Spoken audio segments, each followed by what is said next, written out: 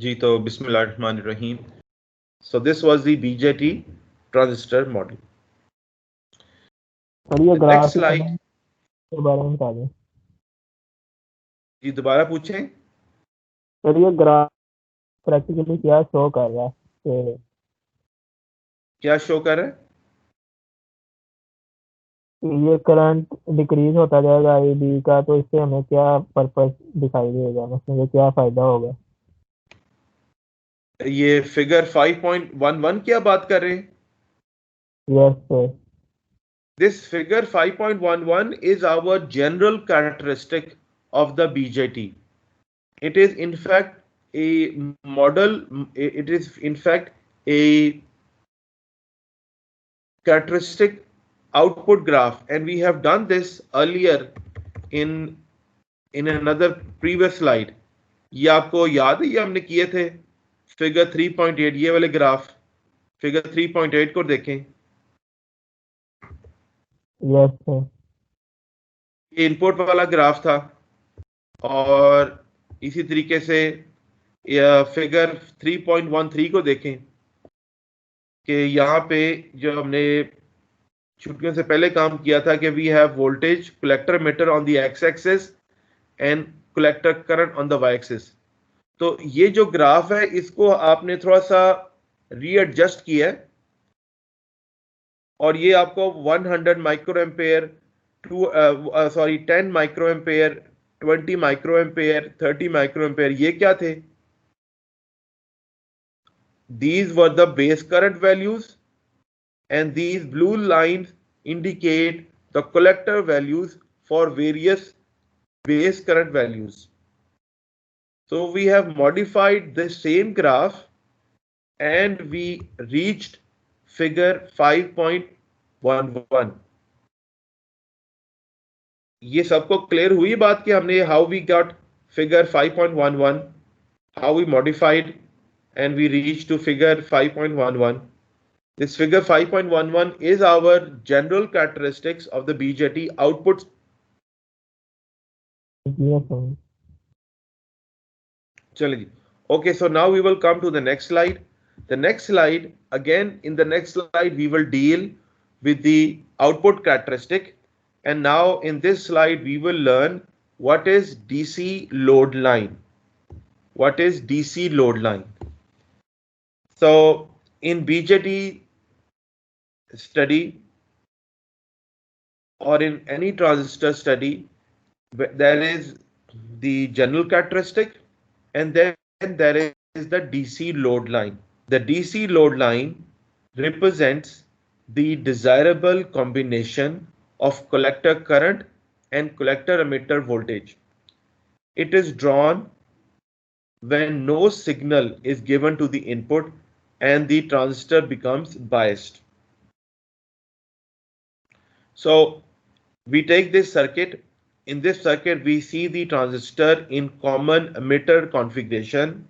It is called common emitter configuration because the emitter terminal is common between the input and the output.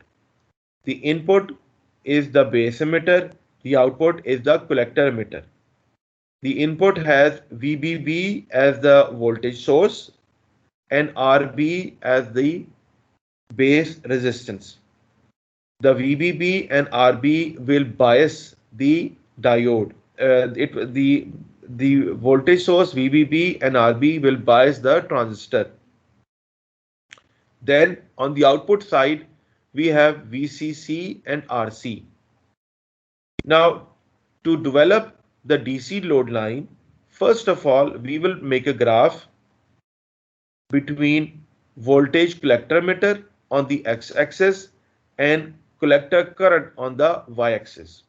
After this, we draw the general characteristic between collector current and voltage collector emitter. So this red colored line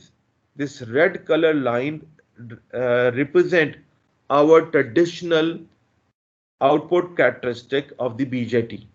And we see various red color lines which correspond to various values of base current. So in this graph, we have 1, 2, 3, 4, 5 different characteristics. Each characteristic have been made by supplying different values of the base current. So this is base current IB0, then IB1, IB2, IB3, IB4. These are the different base current that we can supply to the transistor. And then the load line is the line between point A and point B. Listen again, that the line between point A and point B, that is the green colored line, this line is the DC load line, and this DC load line represents the desirable combination of collector current and collector emitter voltage. So if we develop, for example, an amplifier, this amplifier will only produce selected values. These selected values will depend on the value of the base current and the graph available between collector emitter and the collector current, collector emitter voltage and the collector current. Now let us consider the common emitter NPN transistor circuit as shown in this figure. And to develop the DC load line, we should not supply any input signal. What is the input signal? The input signal is the signal that we want to amplify.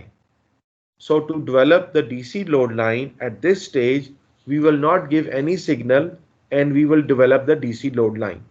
How can we develop the DC load line? That first of all, we remove any input signal. The position of the Q point depends on the application of the transistor.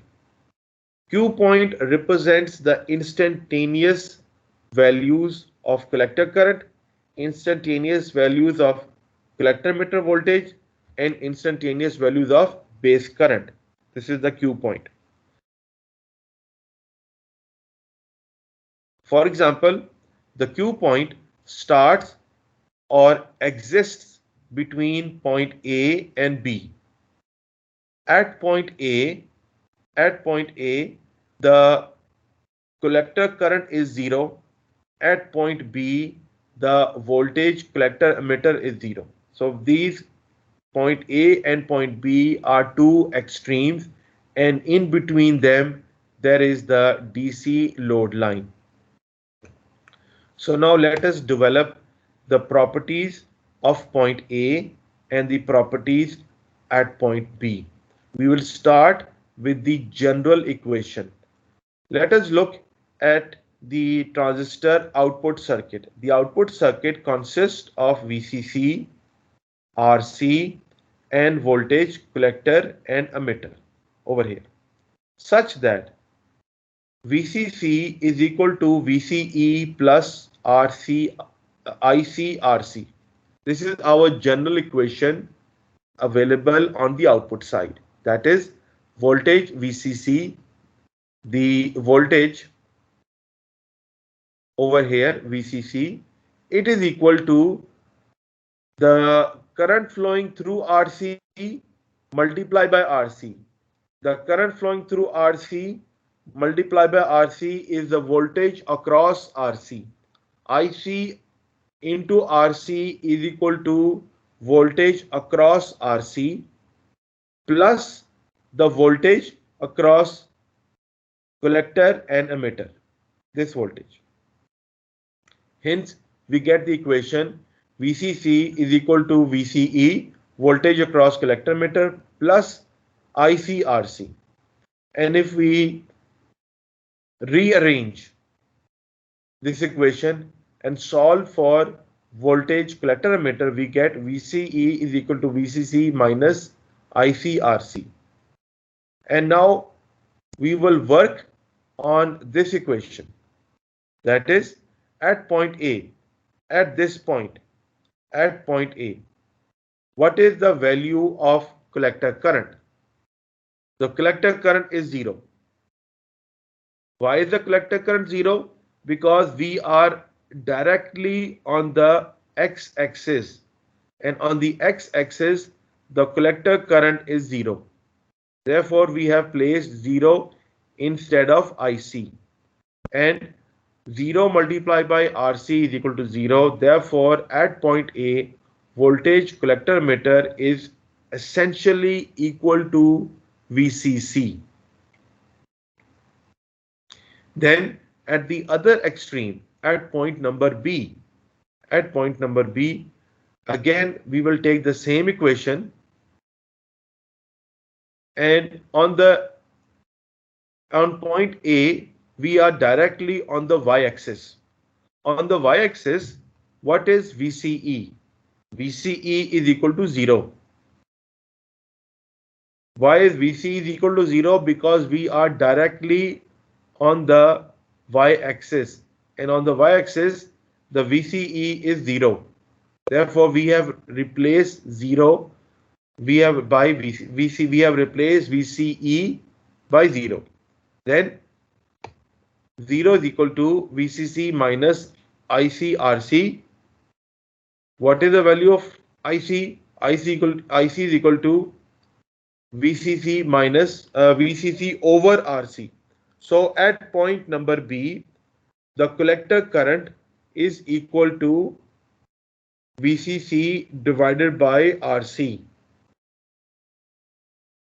Point A and B represents the two extreme points on the load line, and then the point Q represents any instantaneous point as determined by the base current. Whereas the point C and D represents the instantaneous collector emitter voltage. C represents the instantaneous collector current. Now we can find the collector current by measuring the point OC. I have just made a few changes. I have made a few corrections. That is, OC, point O is over here and point C is over here. OC represents the instantaneous collector current, whereas point OD, O is over here and D is over here. OD represents the instantaneous collector emitter voltage. We can find this from the graph. So this was the BJT transistor DC load line, and the point Q is your operating point. It is the instantaneous values of base current, collector current, and voltage collector emitter of the transistor.